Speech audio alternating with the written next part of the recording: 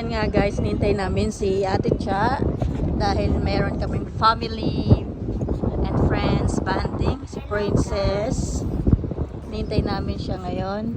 Ang ganda ng fountain. Ano yung fountain? Ano to?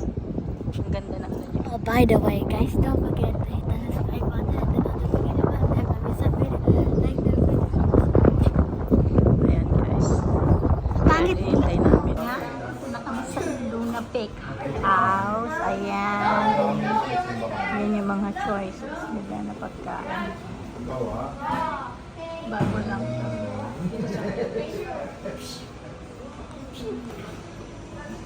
Harap kasi talaga yun. Pilipino halos yun. May balot sila. Medyo okay rin naman yung mga bread nila.